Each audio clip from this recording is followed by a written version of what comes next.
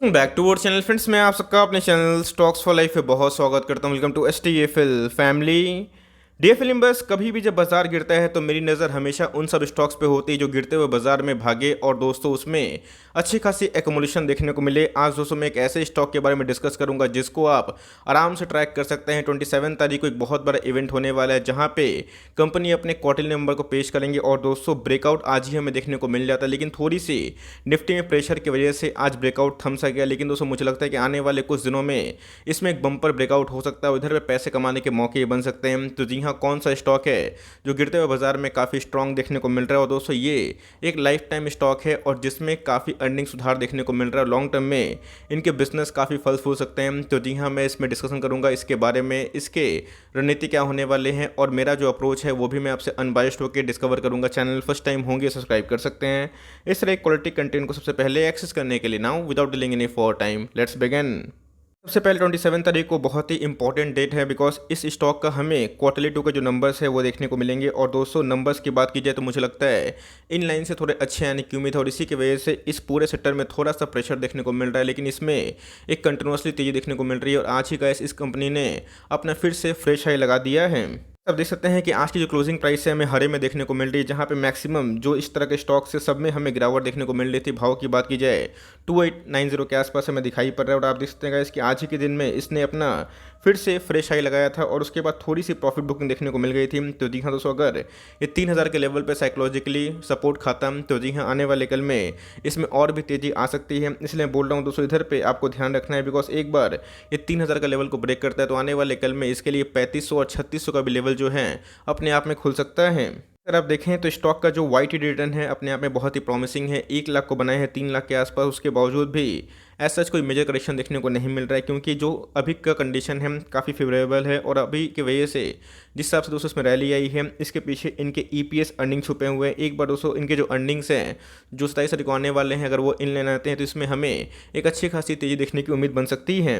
Last 5 years की बात की जाए तो आप देख सकते हैं कि इसने मैसिव पैसे बना के दिए हैं, 2200% के आसपास पैसे बना के दिए हैं और ये पूरा जो चार्ट हमें देखने को मिल रहा है ये दोस्तों इनके अर्निंग्स पदम पे ही देखने को मिल रहा है। तो मैं दिखाऊंगा कि इनके अर्निंग्स कैसे हैं और स्टॉक का नाम फटाफट देख लेते हैं।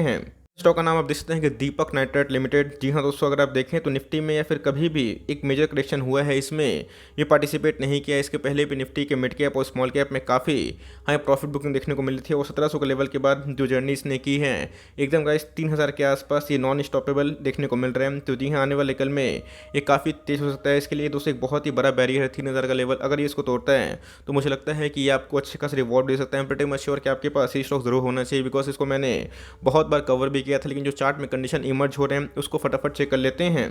अगर आप देखें तो आज के दिन में जो कारोबारी कंडीशन है 90% के आसपास हमें देखने को मिल रही है और आज ही के दिन इससे अपना फिर से फ्रेश ब्रेकआउट दिया है। तो जी हाँ, सो कभी भी कोई स्टॉक ब्रेकआउट देता है तो उसमें जो रैली होती है काफ़ी ट्रिमेंडस होती है। आज मुझे अच्छे से पता है 4-5% के आसपास ये इंट्राडे हाई लगाता हुआ देखने को मिला और मार्केट थोड़ा सा अगर सपोर्टिव होता है तो ये सक्सेसफुली इसको बीट भी करता है। लेकिन कोई दिक्कत वाली बात नहीं, इसमें हमें वॉल्यूम राइज देखने को मिल रहा है जो आज नहीं तो कल दोस्तों इसमें मेजर ब्रेकआउट पॉसिबल करवा सकता है। तो जी हाँ, आज के दिन के एकोमोलेशन की बात की जाए वो तो प्रॉमिसिंग नहीं है, लेकिन Q2 के नंबर्स के पहले दोस्तों इसमें एक बड़ी हलचल की उम्मीद है और आप चाहें तो इसमें आराम से अभी के टाइम में पोजीशन बना सकते हैं।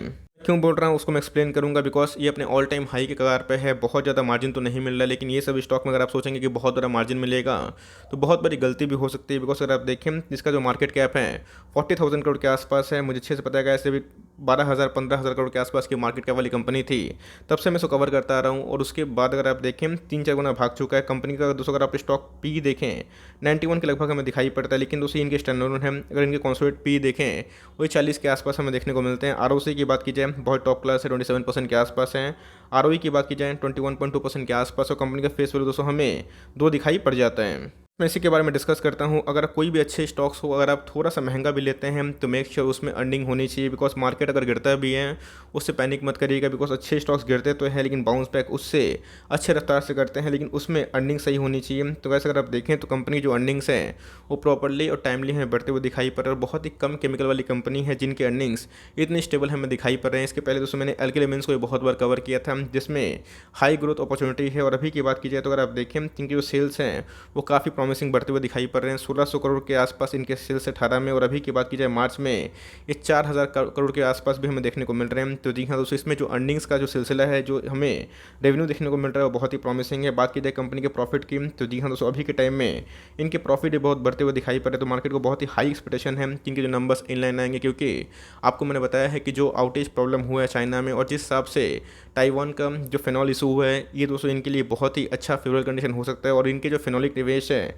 ये इनका दोस्तों जो फ्रूट है, आने वाले कल में इसको काट सकते हैं, बिकॉज लॉन्ग टर्म में इस कंपनी में काफ़ी पोटेंशियल है। और जिस हिसाब से कंपनी अपने रेवेन्यू के साथ साथ अपने एक्सपेंशन पर ध्यान दे रही है, तो मुझे लगता है इसके हाई टाइम है जहाँ पे आप ऐसे स्टॉक को आराम से ट्रैक कर सकते हो। चाहते हैं तो नंबर्स के पहले ही पोजीशन को आराम से क्रिएट कर सकते हैं। मैं इसी के बारे में डिस्कस कर रहा था। अगर आप देखें तो इनके जो लास्ट 3 साल के जो सेल्स हैं वो काफ़ी बढ़ते हुए दिखाई पड़ रहे हैं। 5 साल की सेल्स की बात की जाए 26% के आसपास हमें निकल के आ रहा है। लेकिन जिस हिसाब से कंपनी ने प्रॉफिट किया है, ग्रोथ किया है, इसी की वजह से कंपनी के शेयर प्राइस में काफ़ी रिफ्लेक्शन देखने को मिलता है। कोई दोस्तों कंपनी का अगर सेल्स और प्रॉफिट अगर अच्छा नहीं होता है, उसके बावजूद अगर शेयर परफॉर्म करता है, तो उधर पे एक बबल होता है। लेकिन जिनके सेल्स और प्रॉफिट लाइन पे होते हैं, वो दोस्तों निफ्टी और सेंसेक्स को मार्जिनली बीट करता है। और इसी की वजह से आपको कोई बहुत बड़ा करेक्शन देखने को नहीं मिला। और दीपक नाइट्रेट को गाइस मैंने बहुत बार कंसिस्टेंट बेसिस पे आपको बताया है कि ऐसे स्टॉक्स को निवेश करना है। बिकॉज अगर आप देखें तो हर साल इसके जो स्टॉक प्राइस है 50-60% भागते हैं, और ये एक गोल्डन स्टॉक है जो मुझे लगता है कि लॉन्ग टर्म में और भी आगे बढ़ सकता है। कंपनी की दोस्तों अगर आप आरओई देखें,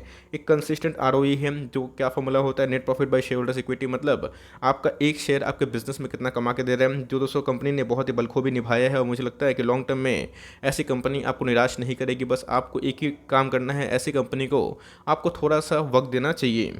कंपनी के पास कितना रिजर्व सरप्लस है देखना बन जाता है। तो गैस कंपनी के पास अगर आप देखें 2300 करोड़ के आसपास रिजर्व दिखाई पड़ती है। सरप्लस की बात की जाए तो काफ़ी हद तक प्रॉमिसिंग हमें देखने को मिल रही है।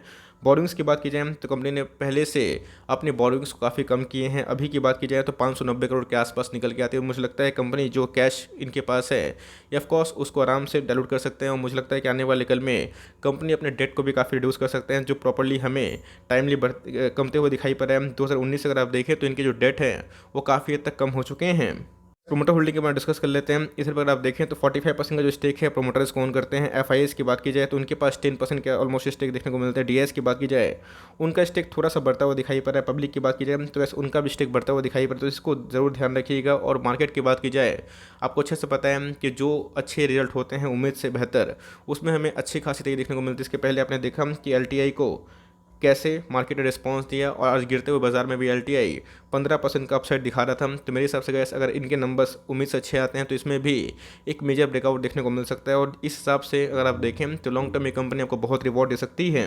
दीपक नाइट्रेट का चार्ट मैंने आपको बहुत बार शेयर किया है, बताया भी है कि इसका वही कहानी होता है, एक कॉन्सोलिडेट करेगा, ब्रेकआउट देगा, फिर कॉन्सोलेशन, फिर ब्रेकआउट, और उसके बाद फिर से एक कॉन्सोलेशन देगा। तो आज के दिन दोस्तों हमें एक वॉल्यूम्स कैंडल्स की बात की जाए तो आप देख सकते हैं कि इधर पे फिर से राइस होता हुआ देखने को मिला, जो कि 3-4 दिन में सबसे हाई देखने को मिल रहा है। इसके पहले भी दोस्तों जहाँ पे वॉल्यूम्स बढ़े थे, आप देख सकते हैं कि स्टॉक के प्राइस में भी काफ़ी रैली देखने को मिली थी। और 2300 के भाव से 2400 के भाव से ये 2900 के भाव पे भी आ चुका था। तो मेरे हिसाब से कैसे आप चाहें तो fresh entry for long term SIP की वजह से अभी भी ले सकते हैं। मार्केट में अगर गिरावट होती है, स्टॉक गिरता है, तो उसे पैनिक मत करिएगा। अपने पास कैपिटल थोड़ा रिजर्व रखिएगा कि गिरता है हम तैसे स्टॉक उठा लीजिएगा, और लिए हुए तो आराम से होल्डिंग कंटिन्यू करें। बिकॉज मुझे लगता है एक बार मार्केट स्टेबल हुआ, थोड़ा सा प्लस अगर देखने को मिला, रौनक मार्केट में रही, तो इसमें एक मेजर ब्रेकआउट पॉसिबल हो सकता है। सो फॉर टाइमिंग छोटी सी अपडेट थी, आप चाहें तो इसको आराम से ट्रैक कर सकते हैं। और Q2 के नंबर्स के पहले भी अगर आपने फ्रेश बाइंग करनी है तो धीरे धीरे इसको उठा सकते हैं। बस for timing that's end of the video. I hope मेरा एफर्ट आपको अच्छा लगा। वीडियो अच्छी लगी तो लाइक कर दिएगा। चैनल फर्स्ट टाइम होंगे तो याद से सब्सक्राइब करना भूलिएगा। फर्दर कोई डाउट है उसको ड्रॉप कर सकते हैं। कुछ और रिव्यू चाहिए उसका नाम भी ड्रॉप करना भूलिएगा। I would love to make a video on your demand. Guys मिलते हैं जल्दी ही, तब तक के लिए bye. Thanks for listening friends, God bless you all.